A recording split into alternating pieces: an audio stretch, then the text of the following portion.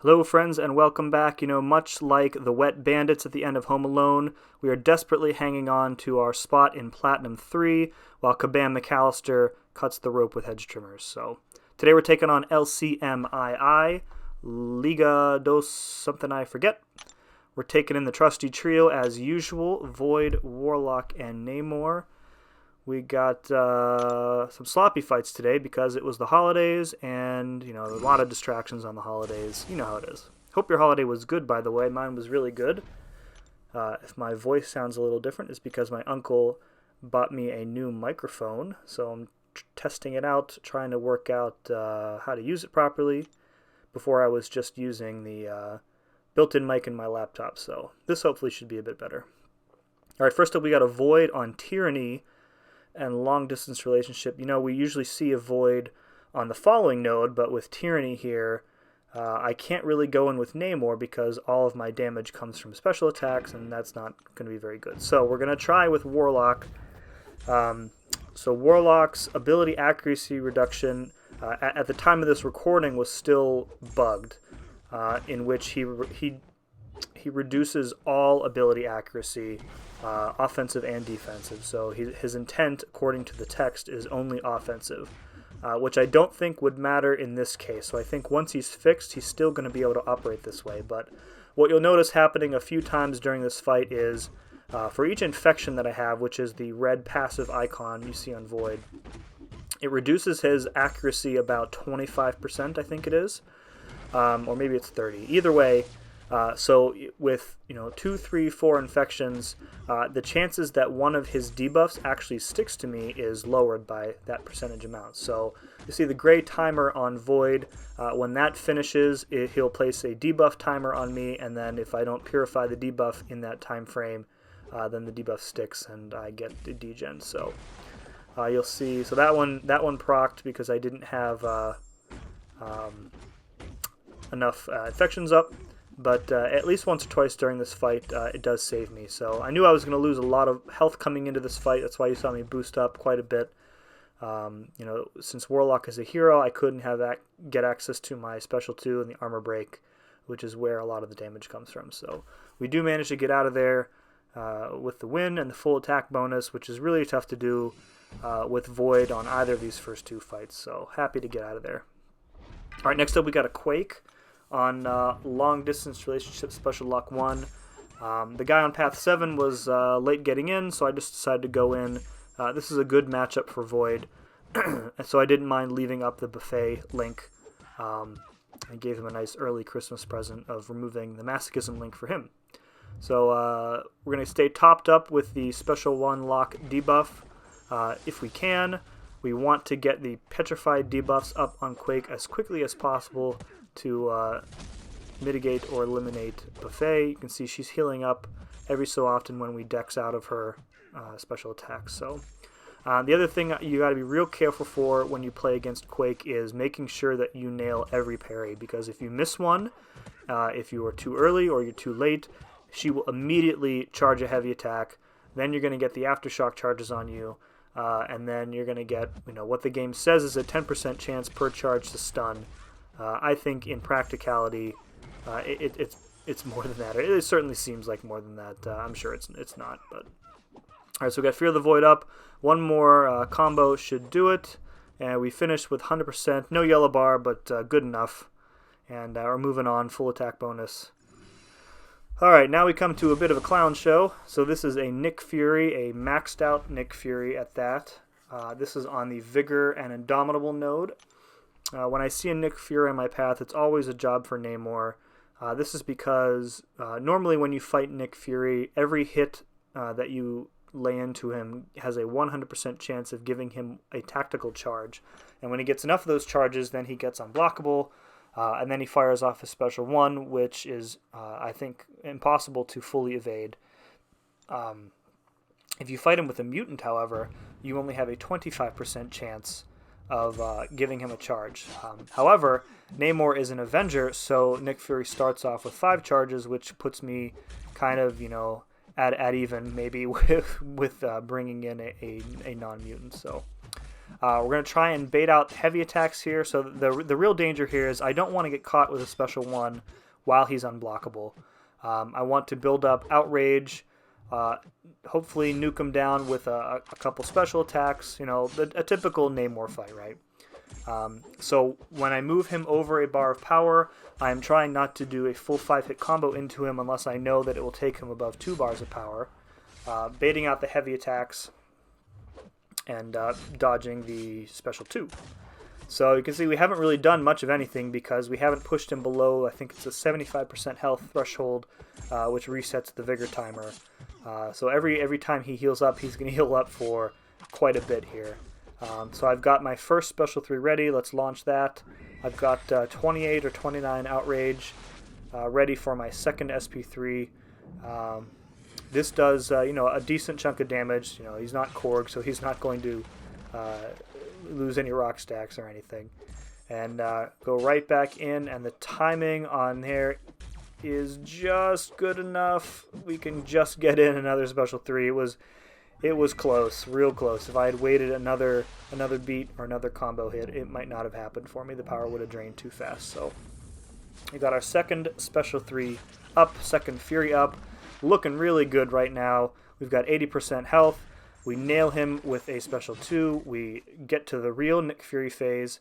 And now, you know, our Furies are going to drop off. We can still do damage. I probably could have just kind of extended the fight here and let him degen himself to death. I wanted to make sure I pushed him over 2 bars of power. We're in a good spot here. He's got the special 2 going. He's low on tactical charges. However, you're going to see what happens here. He throws the special 1, which is unblockable. And then I miss an intercept, and he nails me with 3 hits. And that takes, you know, half my health off. And I was boosted at this point, too. So, you know, Nick Fury, OP defender. So, second death of the season. That was a bit annoying.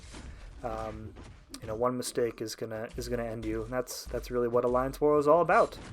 So we're gonna go back in here with Warlock, just because I didn't know if I needed Namor again for another fight at this point, and I didn't want to use potions if I didn't have to. So I'm gonna go in here. Nick Fury is already in the second phase. He nails me with an unblockable special 1 again. Then he nails me with a combo because he counters my intercept or whatever it was. So now I'm going to have to heal up Warlock, which sucks because I'm still boosted. I still got more fights up on this second section to do. And when you're boosted, it costs more potions to heal up fully, of course. So going to be an expensive war already for sure.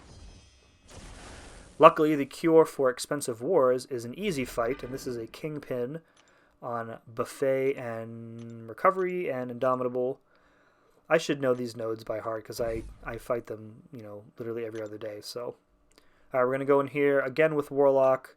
Kingpin is such a pushover with Warlock. I remember on the old map, I used to have a Kingpin mini-boss pretty much every war. If you look at some of my older videos, I think would be prior to Season 10. Season 9 was when they switched the maps over. And when I saw Kingpin there, he was one of the few nodes that wasn't hidden. It would automatically mean, you know, bring in Blade and Ghost Rider for the Danger Sense villain synergy. Otherwise, there was really no way to get him down. I didn't have a good, you know, I didn't have Sparky at that point. So, but now with the passive heal block, you know, Kingpin on any healing node is easy because Kingpin is an easy fight. He just has a massive health pool, and if you can't heal block him in some way or reverse his healing, then he becomes a big problem. But this Kingpin, not a problem. Getting him down without dying, which is great. We've now gone 1 fight without dying. We'll reset that little timer. All right, now we got a Korg on Buffet. Now I was considering going in with Namor here and healing him up, but Warlock was already at full health. I thought that I could effectively manage the Thorns damage with a regen boost. So let's see how this goes. One of my alliance mates, actually, who is another Warlock aficionado, has said that Warlock's ability accuracy reduction, at this point anyway, was preventing some of the Thorns damage from happening. So I was kind of relying on that if I could get enough infections up. So you can see we're already taking quite a bit of Thorns damage. This is where you really do miss Namor because you don't take any of that damage with Namor. So it really, this fight is a little bit more dangerous because if I take a combo, I'm not going to have any leeway in terms of the Thorn's damage. So all the damage that I am able to take in this fight has to be from hitting into him. If he hits into me at any point, it's pretty much game over. So we're pushing him to special 2 where we can. Got to keep those infections up. You can see I let him hit me at the very end there because he was at 19 of the virus charges. Got to keep that infection up as much as possible. Nail him with a special 2. That does a nice chunk of damage. We got 4 armor breaks on him, but we couldn't get any other hits in before the 2 fell off. I am perfectly fine with dodging the special 1 these days. One thing I really like, as if there wasn't enough to like about Warlock, his back dash animations are just very fluid, and they're quick, and you really feel like you nail every dex when you play with him. Alright, so we've got just over half of our life left, and Korg is on the ropes here. I don't think he is healed up at all this fight. He might have stolen my armor up buff at the very beginning from the buffet node, but so the plan kind of worked. I didn't have to heal up Namor at all, so that would have been another 5 or 6 potions, and at that point I would have run the risk potentially of iteming out, and I didn't want to do that. So taking Warlock into this fight was risky, but it paid off. You can see the hit counter there, 128 hits. That was with 3 or 4 special 2s, so a little bit inflated there either way. So full attack bonus, pretty happy. Moving right along. Alright, what do we got here? Oh, it's another Korg, and I had forgotten about this one, so yep, gonna have to heal up Namor. And I think at this point I was at 7 potions used, and it takes a full 5 potions to heal up Namor. So we're at 12 plus the revive, so 13 out of 15 items used this war. Super expensive. Plus we have to boost up again. This is like, the 3rd time now I've had to boost up in every section, including Boss Island. So this node is counter tactics and stun immune and breakthrough. So this is a decent placement for Korg because he's hard to stun, and I think this node is stun immune anyway, so he's going to be hitting into your block a lot, and his attack rating is going to go up as your combo does. And your combo has to be pretty high because of the breakthrough node. So I probably should have played this fight a little bit differently. The key to the breakthrough node is getting in as many hits as possible. And of course, as I just said, that runs the risk of raising your combo meter to a point where the block damage is pretty intense unless you can nail some intercepts. So I should have probably gone in with like a special 1 beforehand. Instead, I choose to just play this like any other Namor versus Korg fight, holding my special 3. I've got 28 stacks of Outrage from my second medium there, launch the first SP3, and away we go. I still haven't really gotten tired of watching this animation. So, alright, his rock stacks were not up, so that does a nice chunk of damage for us. And we're just going to have to take the block damage, which is better than getting hit, of course. Launch our second SP3. I think his stacks have come back at this point. Let's see, you can usually attack, yeah, so you can tell by the amount of damage that the special attack does. And then we're going to back off and do a special intercept. He's unstoppable, but it doesn't matter because our attack is unblockable. And there you go. 1 Mega SP2, and Korg is down. Another satisfying kill. Alright, last and certainly not least for this war is a Sabretooth. We're going to go in here with Void, who has seen little action since the beginning of this war. As usual, the plan here is to be mindful of his power meter when we're using specials until we have 1 or 2 petrifies up. If he gets to his special 2, of course, we're just going to block it. I don't play against Sabretooth often enough, or rather, I don't push him to his special 2 often enough to know how to effectively dodge it. I think it's 3 dashbacks, but the timing I haven't gotten nailed down there. So I took a little bit of risk there and nailed him with an S2 that took him just below 2 bars of power, so I was still safe there. And just baiting out this SP1 here. We've got 1 Petrify up on him now, so his healing and the power gain from the strike back is cut in half. Now we've got the 2nd Petrify up, so you can see his health is pretty much melting away little by little here from all the regen that he's got going on. And we're safe to use any special attack now because we will not be granting him any additional power. And this is pretty much a textbook Void against Sabretooth fight. This is an instance where I think Void is a better choice than Warlock, because Warlock, you can't stop the power gain from strike back. So down he goes, and that is it for my contributions to this war. So, we had a victory last time. Was not to be. This was maybe the closest war we've had all season. I think it was one death difference between the two teams. So good on them for the victory. This season has been somewhat of a disaster for us, and I think there's a few reasons for that.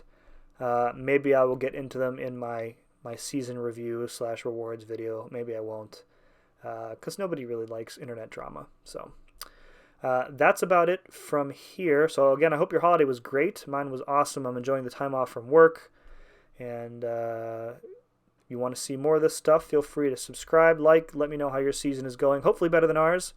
And thanks for watching. We'll see you again next time.